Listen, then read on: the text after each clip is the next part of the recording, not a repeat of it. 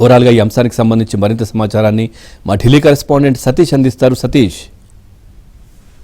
పవన్, మాజీ ప్రధానమంత్రి మన్మోహన్ సింగ్ మృతి తీరని లోటుగా చెప్పాల్సి ఉంటుంది. కాంగ్రెస్ పార్టీ ఉటావుటిన కర్ణాటకలో సిడబ్ల్యూసీ సమావేశాలు నిర్వహిస్తుంటే అర్ధాంతరంగా ముగించుకుని అర్ధరాత్రి ఏఐసీసీ అధ్యక్షుడు మల్లికార్జున ఖర్గే, అదేవిధంగా రాహుల్ గాంధీ కూడా ఉటాహుటిన ఢిల్లీకి చేరుకున్నారు. అనంతరం నేరుగా మోతీలాల్ నెహ్రూ మార్గ్లోని ఇంటి నెంబర్ 3లో ప్రస్తుతం ఆయన అధికారికంగా మన్మోహన్ సింగ్ నివసిస్తున్నారు. ఆయన నివాసానికి చేరుకొని అక్కడ నివాళులర్పించారు. కాంగ్రెస్ పార్టీకి సంబంధించిన ముఖ్య నేతలంతా కూడా మన్మోహన్ నివాసానికి నిన్న అర్ధరాత్రి చేరుకున్నారు. వారంతా కూడా ఆయన పార్థివ దేహాన్ని చివరిసారిగా చూశారు. ఒక గొప్ప ఆర్థికవేత్తతో పాటు దేశానికి ఎన్నో సేవలు అందించిన మన్మోహన్ సింగ్ కాంగ్రెస్ పార్టీ ఇట్లా ఇంత ఘోర విషాదం చోటు చేసుకోవడం కూడా వాళ్ళందరినీ కూడా కొంత ఆందోళనకు గురి చేస్తుంది, ఆవేదనకు గురి చేస్తుందని చెప్తున్నారు. అదేవిధంగా ప్రధానమంత్రి నరేంద్ర మోడీతో పాటు రాష్ట్రపతి ద్రౌపది ముర్ము, ఉపరాష్ట్రపతి ధన్కర్, అదేవిధంగా కేంద్ర మంత్రులంతా కూడా నివాళులు అర్పించడం జరిగింది. ఇక 7 రోజుల పాటు కూడా సంతాప దినాలను కూడా ప్రకటించడం జరిగింది. 11 గంటలకు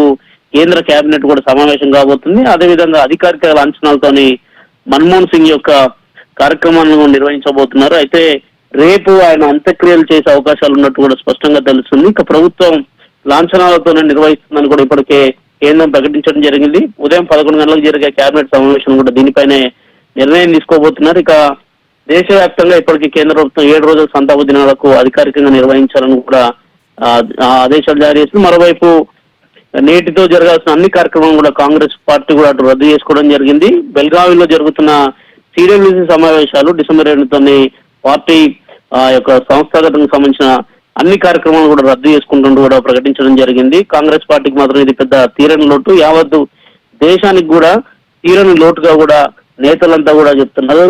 ఎన్నో సంస్కరణలు తీసుకొచ్చారు. పివి నరసింహారావు ప్రధానమంత్రిగా ఉన్న సమయంలో తీసుకొచ్చిన సంస్కరణలతో పాటు మన్మోహన్ సింగ్ ప్రధానమంత్రిగా 10 ఏళ్లు తన బాధ్యతలు నిర్వహించిన సందర్భంలో కూడా అనేక అంశాలలో కూడా దేశాన్ని ముందుకు తీసుకెళ్లారనే అనేక ప్రతి ఒక్కరు కూడా ట్వీట్ చేస్తూ వచ్చినారు. కాసేపు అర్ధరాత్రి ఆయన పార్థివ దేహాన్ని ఎయిమ్స్ నుంచి నేరుగా ఆయన నివాసానికి చేర్చారు. ఈ రోజంతా కూడా మీరు చెప్పినట్టుగా సంస్కరణల గురించి ప్రస్తావిస్తే మాట్లాడుకుంటే గనక ఆయన తీసుకొచ్చినవి అంటే ఏ ప్రభుత్వం కూడా ప్రభుత్వాలు మారినప్పటికీ కూడా అట్లా కంటిన్యూ అవుతూ వచ్చాయి. మళ్ళీ మార్చే ఆలోచన కూడా లేకుండా అలాంటి ఒక మార్పులు తీసుకొచ్చారని, ముఖ్యంగా గ్రామీణ ప్రాంతాల్లో ఎల్పిజికి సంబంధించి అంటే ఒక ప్రెస్టేజ్ ఇష్యూగా గతంలో ఒక పెద్దవాళ్ళు డబ్బున్న వాళ్ళు వాడేటటువంటి సామాన్యులకు కూడా చేరువదేశారు. చాలా అందుబాటులోకి తీసుకొచ్చిన పరిస్థితి. దాని గురించి కావచ్చు, ఉపాధి హామీ, అవన్నీ కూడా ఇప్పటికీ ఏ ప్రభుత్వం వచ్చినా కంటిన్యూ చేస్తా ఉన్నాయి. ఖచ్చితంగా బాగున్నాయి. ఎన్నో కీలక నిర్ణయాలు తీసుకున్నాయని చెప్పాల్సి ఉంటుంది. మన్మోహన్ సింగ్ పనిచేసిన కాలంలో కేంద్ర ప్రభుత్వంతో కలిసి అంటే ప్రత్యేక ఆర్థిక మండలిని ఏర్పాటు చేయడం, సమాచార హక్కు చట్టం, జాతీయ ఉపాధి హామీ పథకం, అమెరికాతో అనుఒప్పందం, చంద్రయాన్, మంగళయాన్, విద్యా హక్కు చట్టం, ఆహార భద్రత చట్టం, ఆధార్ కార్డుల వంటివి మన్మోహన్ సింగ్ హయాంలోనే రూపుదిద్దుకున్నాం అనేది కూడా చెప్పాల్సి ఉంటుంది. దేశం గర్వించదగ్గ నేతను కోల్పోయారని కూడా రాష్ట్రపతి ట్వీట్ చేయడము, అదేవిధంగా కాంగ్రెస్ పార్టీ శ్రేణులంతా కూడా పెద్ద ఎత్తున ఆయన నివాసానికి చేరుకుంటున్నారు. ఈ రోజంతా కూడా ప్రజల సందర్శనార్థం కూడా ఆయన నివాసంలోనే బాధ్యతగా ఆయన ఉంచబోతున్నారు. రేపు ఆయన అంత్యక్రియలు అధికారికంగా చేస్తారని అయితే ఒక ప్రకటన చేస్తున్నారు. ఉదయం 11 గంటలకు కేంద్ర కేబినెట్ సమావేశం అనంతరం కూడా ఈ నిర్ణయం తీసుకుని అధికార లాంఛనాలతో మాత్రం చేయబోతున్నారు. ఇప్పటికే మోతీలాల్ నెహ్రూ మార్గ్లోని ఇంటి నెంబర్ 3 మన్మోహన్ సింగ్ అధికారిక నివాసం. గత కొన్ని దాదాపు ఆయనకు 92 ఏళ్లు పూర్తి చేసుకుని గత కొన్నేళ్లుగా కూడా ఆయన కొత్త అనారోగ్య సమస్యలతో బాధపడుతున్నారు. గతంలో కూడా ఆయన రాజ్యసభకు వచ్చిన సందర్భంలో కూడా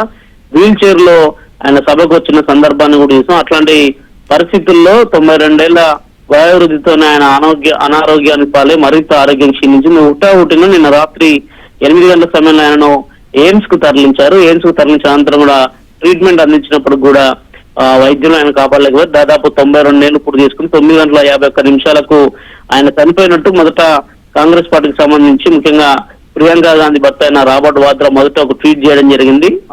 దేశం ఒక గొప్ప ఆర్థికవేత్తను కోల్పోయింది. అదేవిధంగా మాజీ ప్రధానమంత్రి మన్మోహన్ సింగ్ మృతి చెందారు అనే అంశాన్ని కూడా మొదట రాబర్ట్ వాద్రాని ట్వీట్ చేయడం జరిగింది. అనంతరం వార్త అంతా కూడా కాంగ్రెస్ శ్రేణుల్లో అంతా కూడా కొంత వారందరికీ కూడా ఒక రకమైన బాధ కలిగిందని చెప్పాల్సి ఉంటుంది. నేతలంతా కూడా హుటాహుటిన కార్యక్రమాలన్నింటినీ రద్దు చేసుకుని వస్తున్నారు. మరి కాసేపట్లో తెలంగాణ ముఖ్యమంత్రి రేవంత్ రెడ్డి సైతం కూడా ఢిల్లీకి రాబోతున్నారు. అదేవిధంగా పార్టీకి సంబంధించిన ఎంపీలు, దేశవ్యాప్తంగా ఉన్న కాంగ్రెస్ నేతలతో పాటు శ్రేణులు, పార్టీ కార్యకర్తలంతా కూడా మన్మోహన్ సింగ్ నివాసానికి అయితే క్యూ కట్టబోతున్నారు పవన్. సతీష్, మీరు చెప్తున్నట్టుగా ఇందాక మీరు కూడా ప్రస్తావించారంటే రాజ్యసభకు 92 ఏళ్ల వయసులో వీల్ చైర్ మీద రావడం అంటే నిజంగా అక్కడ ఉన్నటువంటి యువ నాయకులకు కావచ్చు, లేదంటే సీనియర్స్ కావచ్చు, అందరికీ కూడా ఒక స్ఫూర్తి నింపినట్టుగా అనుకోవచ్చు కదా.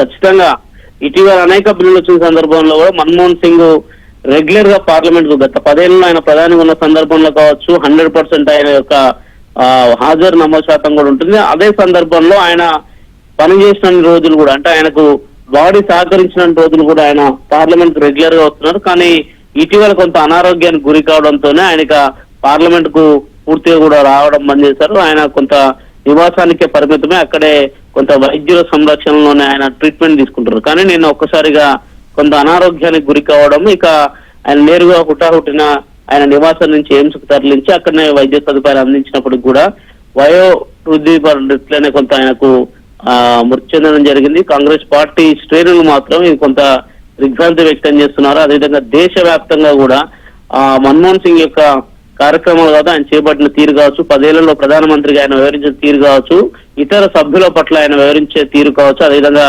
కాంగ్రెస్ నేతలతో ఏ విధంగా కలిసి ఉన్నారనే జ్ఞాపకాలను కూడా అందరూ కూడా నెమరేసుకున్నారు. ముఖ్యంగా రాహుల్ గాంధీ ఒక ట్వీట్ కూడా చేశారు, తను ఒక మెంటర్ ను కోల్పోయాను అనే అంశాన్ని కూడా ఆయన స్పష్టంగా పేర్కొనడం జరిగింది. అదేవిధంగా తనకు ఎప్పుడు ఒక గైడ్ లాగా ఉండేవాడు మాజీ ప్రధాని మన్మోహన్ సింగ్ అంటూ కూడా ఆయన ట్వీట్ చేయడం జరిగింది. మరోవైపు ఇతర పార్టీలకు సంబంధించిన నేతలు కూడా శరద్ పవార్ లాంటి వారు కూడా అనేక మంది కూడా కొంత ట్వీట్ చేయడం జరిగింది. ఇది ఒక భావోద్వేగ వాతావరణంలో ప్రస్తుతం ఉన్నాము, మాజీ ప్రధాని మన్మోహన్ సింగ్ లేరు అనే విషయాన్ని కొంత జీర్ణించుకోలేకపోతున్నాను కూడా ప్రతి ఒక్క నేతలు చెప్తున్నారు. పార్టీలకు అతీతంగా కూడా మన్మోహన్ సింగ్ ఎప్పుడు వ్యవహరించేవారు, ఎవరు వచ్చినా కానీ వారికి మర్యాదతో కూడినట్టే ఉండేవారు అనే అంశాన్ని కూడా ప్రతి ఒక్కరు కూడా వాళ్ళు ట్వీట్లలో చేస్తున్నారు. నిన్న రాత్రి నుంచి కూడా 9:51 గంటలకు ఎయిమ్స్ వైద్యులు అధికారికంగా ప్రకటించిన అనంతరం కూడా నాటి నుంచి ఇప్పటి వరకు కూడా నేతలంతా కూడా వారి నివాసానికి వచ్చి ఒక్కొక్కరుగా ఆయన పార్థివ దేవానికి నివాళులు అర్పిస్తూ ఉన్నారు. ప్రస్తుతానికి మన్మోహన్ సింగ్ కు దాదాపు 3 కుమార్తెలు ఉన్నారు, వారంతా కూడా